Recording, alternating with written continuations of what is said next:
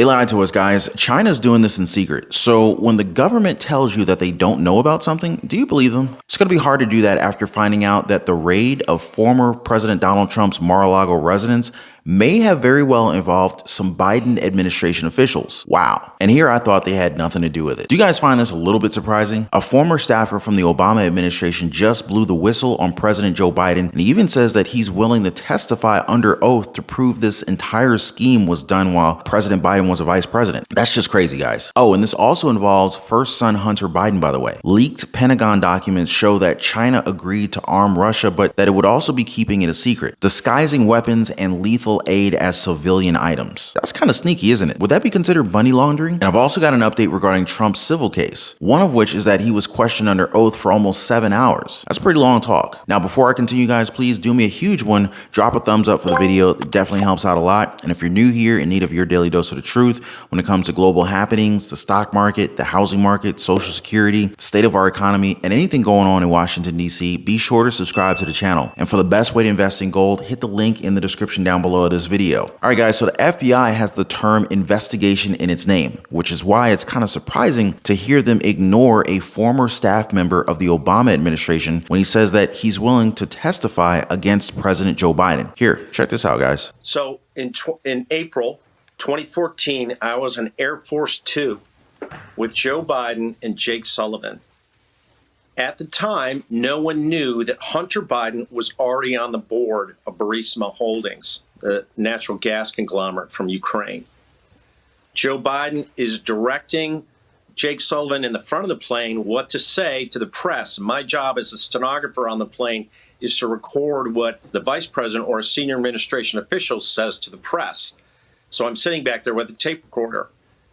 Jake Sullivan comes back and somebody asks him about fracking. His answer is, well, we're bringing a lot of American assistance over for fracking. Burisma was the direct beneficiary of that fracking. And that's what I recorded. And that's in a White House transcript.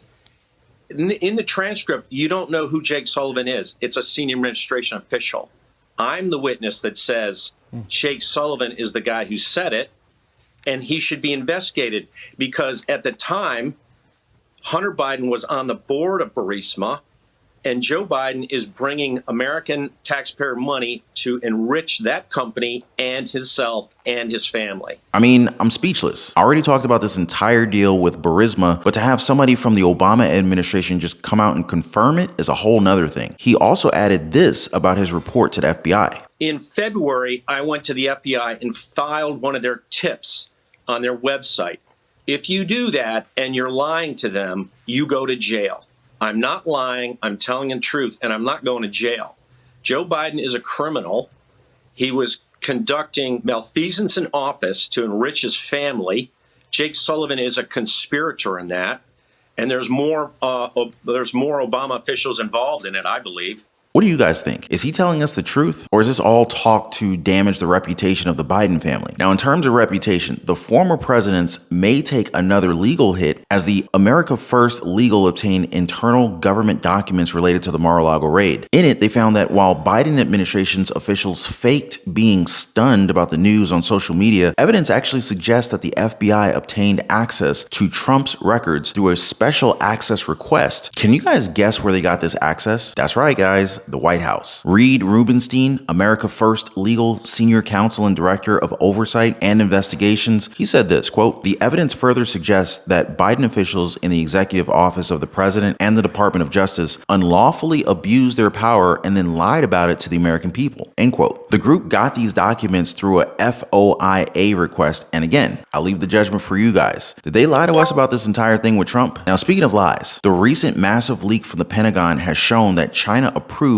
providing lethal aid to Russia for the war and wanted any shipments to remain a secret. The weapons would be disguised as civilian items, and according to the Washington Post, the intelligence was collected by U.S. agents eavesdropping on Russia's Secret Service discussions. Beijing, on their end, has denied sending weapons, and to date, no evidence shows that they've actually sent anything of that kind. 在军品出口方面，中方采取的是谨慎负责任的态度，不向冲突的有关方提供武器，依法依规对两用的物项的出口进行管制。乌克兰危机发展到今天，教训深刻，值得各方深刻反思。领土不可分割，安全同样不可分割。如果不承认特定一方的安全利益，危机和冲突就难以避免。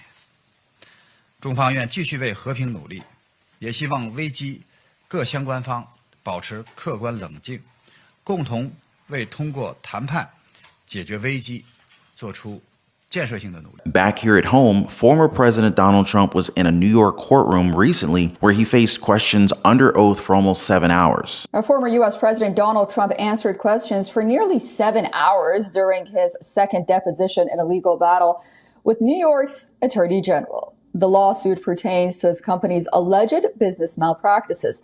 New York Attorney General Letitia James sued Trump last year. Her lawsuit claims that Trump and his family misled banks and business associates by giving them false information about his net worth and the value of assets. Shortly after Trump entered the Manhattan skyscraper that houses James's office, his attorney, Alina Habba, said that he was, quote, not only willing, but also eager to testify. After the private deposition was finished, one of Trump's lawyers said that the former president had spent nearly 7 hours describing in detail his extraordinary business success. Trump previously met with James's lawyer back in August of last year. However, at that time, he refused to answer all but a few procedural questions, invoking his Fifth Amendment rights more than 400 times.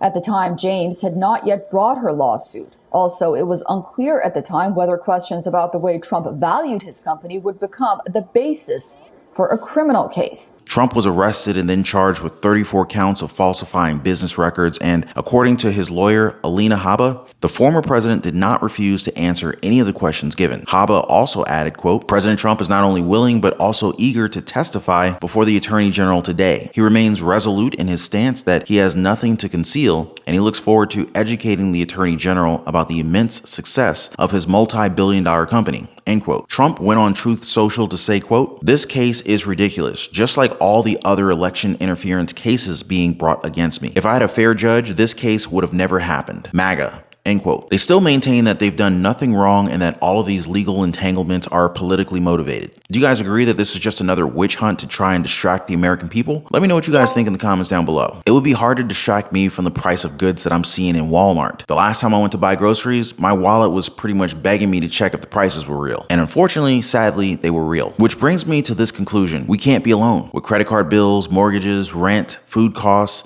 and inflation bearing down on us, we need more sources of income, plain and simple. But luckily, I have some side hustle ideas that might fit perfectly into your lives. Now, there's plenty of side hustles and small businesses that, can generate multiple streams of income, but you have to figure out which ones are going to work best for you. Now, if you guys would like me to discuss more about wise investments in the stock market or real estate, together with the protection of wealth through, something as simple as gold and silver, definitely drop me a comment down below. The road to financial freedom is not easy, but it's also not impossible. Now, before I go, guys, please don't forget to drop a huge thumbs up for the video and subscribe to the channel. Appreciate you guys watching. Please be kind to one another, and I'll see you on the next one.